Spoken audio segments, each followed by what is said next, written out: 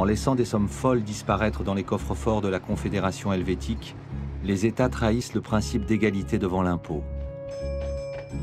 Le peuple n'a d'autre solution que de respecter les règles du jeu, tandis que certains s'autorisent à s'en affranchir. Il y a forcément moins d'argent dans les caisses de l'État et plus de ressentiment chez ceux qui ont l'impression de se faire avoir. La cohésion des États-nations s'en trouve fragilisée quand en 1929, la bourse s'effondre.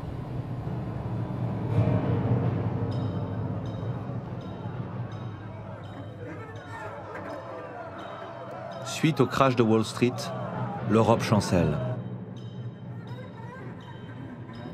La Grande Dépression pousse des millions de personnes dans le chômage.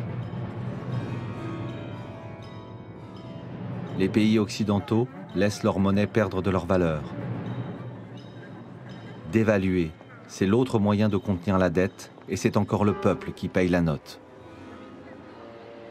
En France, les classes moyennes sont affaiblies par une politique de réduction des déficits publics qui accroît le chômage. La crise sociale se double d'une crise politique avec la montée de l'antiparlementarisme.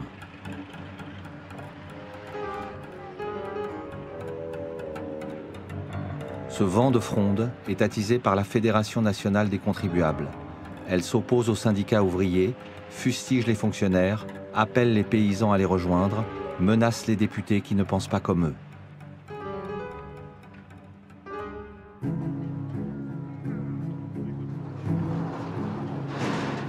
Cette colère fiscale profite aux ligues d'extrême droite, très véhémentes.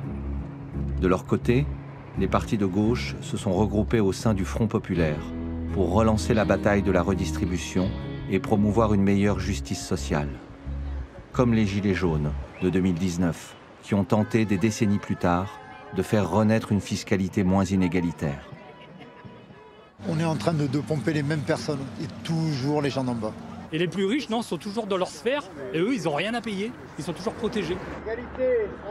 L'unité qu'il y a ici, mais c'est du incroyable, c'est du jamais vu. Les gilets jaunes, les stylos rouges, les blouses blanches, les gilets roses des assistantes maternelles, tous unis, un même peuple, dans la rue. Peut-être pas violemment, mais dans la rue. On ne lâche rien et on continue. Des mois durant, les Gilets jaunes ont rêvé d'une convergence hypothétique avec d'autres mouvements sociaux. C'est cette convergence si rare qui a rendu possible l'élection du Front populaire.